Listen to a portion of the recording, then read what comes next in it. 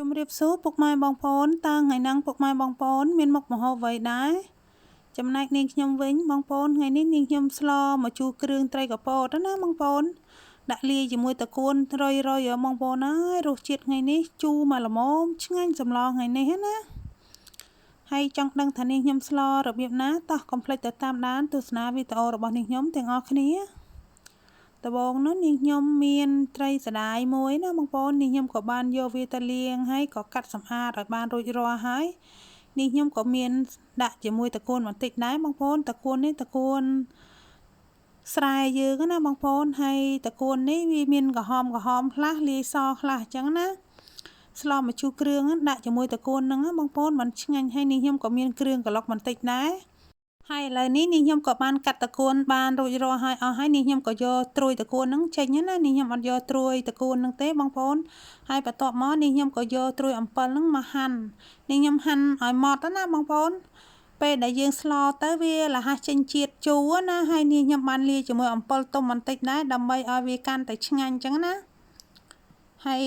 និយាយទៅគ្រឿងដែលនាងខ្ញុំក្លុកហ្នឹងនាងខ្ញុំក៏បានដាក់រំដេងល្មៀតស្លឹកក្រូចអីក្នុងហ្នឹងទាំងអស់ណាហើយនឹងប្រហុកណា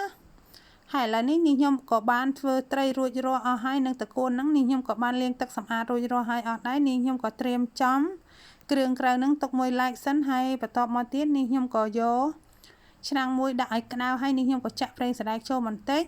ហើយបន្ទាប់មកទៀតនាងខ្ញុំក៏យកគ្រឿងដែលនាងខ្ញុំក្លុកហ្នឹងយកមកដាក់រំលីងឲ្យឡើងឈ្ងុយណានាងខ្ញុំចាក់គ្រឿងនឹងចូលហើយលីងតតែឡើងឈ្ងុយឈ្ងប់មែនតើណាបងប្អូនមើលតែរៀងខ្លោចបងប្អូនចាក់ទឹកបន្តិចទៅកុំឲ្យវាខ្លោចបាត់ឆ្នាំងណា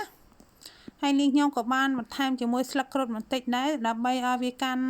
តែឈ្ងុយឆ្ងាញ់ណាហើយបន្ទាប់ពីលីងគ្រឿងនឹងឲ្យឡើងឈ្ងុយហើយនាងខ្ញុំក៏ដាក់ជាមួយអំពិលទុំហើយនឹងម្ទេសស្រស់ហើយនឹងត្រួយអំពិលនឹងចូលតែម្ដងហើយនាងខ្ញុំក៏រំលីងឲ្យវាចេញជាតិជូរបន្តិចទៅហើយបន្ទាប់មកទៀតនាងខ្ញុំក៏យកត្រីហ្នឹងមកចាក់ចូលហើយក៏រំងាស់ត្រីហ្នឹងជាមួយគ្រឿងហ្នឹងឲ្យវាឆ្អិនសព្វសាច់គ្នាណាហើយនាងខ្ញុំកូរថ្នមបងប្អូនកុំកូរខ្លាំងពេកប្រយ័ត្នបែកសាច់ត្រីណាហើយនាងខ្ញុំក៏រំងាស់តតែសាច់ត្រីហ្នឹងឡើងឆ្អិនជាមួយគ្រឿងបន្តិចទៅបន្ទាប់មកទៀតនាងខ្ញុំក៏ដាក់ទឹករំងាស់ជាមួយសាច់ត្រីហ្នឹងណាហើយក៏ដាក់គ្រឿងក្រៅមានដូចជាវាចេងស្ករសទឹកត្រីបន្តិចហើយនាងខ្ញុំក៏កូរសាច់ត្រីហ្នឹងឲ្យវាចូលជាតិជាមួយគ្រឿងបន្តិចហើយបន្ទាប់មកនាងខ្ញុំក៏ដាក់ជាមួយទឹកជាឲ្យស្មើកាកស្មើទឹកចឹងណាលៃលោកមើលតាមហ្នឹងណាបងប្អូនត្រីតិចបងប្អូនដាក់ទឹកល្មមដែរទៅបើត្រីបងប្អូនច្រើនបងប្អូនដាក់ច្រើនដែរទៅហើយនាងខ្ញុំក៏បានដាក់ទឹករួចរាល់ហើយនាងខ្ញុំក៏ទុកឲ្យវាពុះណា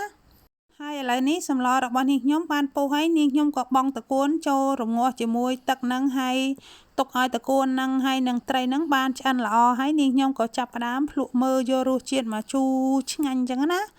តែនាងខ្ញុំអត់សូវញ៉ាំផ្អែមទេបងប្អូនសម្លមកជូរណាហើយនាងខ្ញុំភ្លក់មើលហើយនាងខ្ញុំក៏អត់បានដាក់អំបិលចូលដែរបងប្អូនព្រោះអីសម្លនេះនាងខ្ញុំដាក់ប្រហុករៀងច្រើនដែរអញ្ចឹងហើយមកល្មមរសជាតិណាវាអត់ប្រៃទេបងប្អូននាងខ្ញុំក៏ភ្លក់រួចរាល់ហើយនាងខ្ញុំក៏ទុកសាច់ត្រីនឹងឲ្យឆ្អិនបន្តិច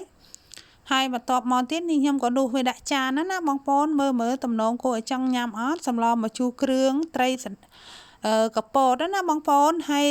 ត្រីថ្មីស្រស់ហ៎បងប្អូនហើយស្លទៅនិយាយវាមានជាតិសាច់ត្រីវិញឡើងផ្អែមឆ្ងាញ់ហ្មងណាហើយនាងខ្ញុំស្លដាក់ទឹកតិចទេបងប្អូនអត់សូវឲ្យទឹកច្រើនទេបងប្អូនស្លរៀងទឹកមកល្មមទៅมันឆ្ងាញ់សម្លមកជូរគ្រឿងណា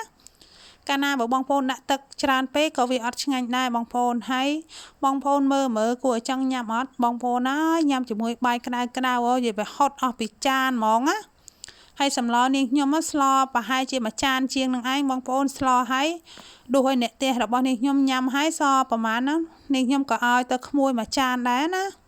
សម្លថ្ងៃនេះក៏រៀងច្រើនដែរបងប្អូនហើយវីដេអូរបស់នាងខ្ញុំថ្ងៃហ្នឹងក៏មានតែប៉ុណ្ណឹងបើនាងខ្ញុំនិយាយទៅមានការលើសលប់ត្រង់ពាក្យសម្ដីណាមិនសមរម្យ